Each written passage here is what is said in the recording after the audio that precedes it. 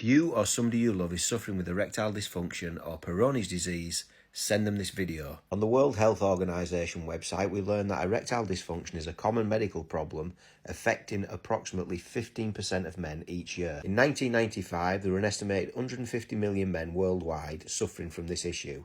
That is set to rise to 320 million by 2025. Peyronie's disease affects approximately 3% of men. In the UK alone, in 2019, there were 32.9 million men. That means there are over 1 million men in the UK alone suffering with Peyronie's disease. Why is this happening, and is there anything that we can do about it? The answer to this, my friends, is yes. Keep watching. There is a little thing known as insulin resistance, which is the root cause of all non-communicable diseases in the world today, including erectile dysfunction and fatty liver disease. On PubMed, we can learn of a pilot study in relation to insulin resistance and non-alcoholic fatty liver disease associated with Peyronie's disease, where we can read both insulin resistance and non-alcoholic fatty liver disease were significantly associated with the presence of Peyronie's disease. I'm now going to show you what you can do to reverse insulin resistance and reduce your risk of erectile dysfunction and Peyronie's disease.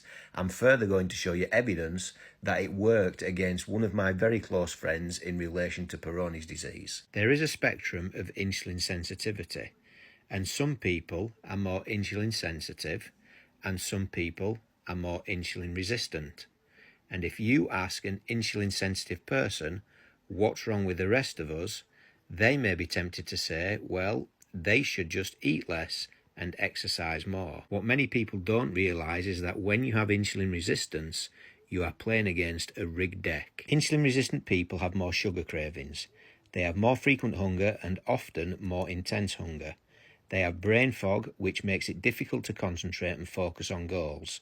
They often feel tired after eating, and there is a strong correlation between insulin resistance and having anxiety or depression. In order to get insulin under control, we need to know what increases insulin levels and also what reduces insulin levels. If you struggle with snacking and overeating, then fasting might be a great solution. Diet that is also high in processed carbohydrates and sugar is also a problem, and a wonderful way to fix this is with fibre. If you go to my TikTok page, I have a playlist right here called the Fibre and Fasting Playlist. And on this playlist, I have episodes explaining how fibre can help control glucose and insulin levels. Eating a diet that is high in glycemic foods increases insulin levels. The answer to this is to consume more of the low glycemic foods. A sedentary lifestyle leads to low muscle mass, which makes it difficult to control insulin levels. The answer to this is to build that muscle mass with exercise and resistance training. The nice thing about this is that you can start with things like fasting, fibre, glycemic foods. One of my very close friends was diagnosed with early onset Peyronie's disease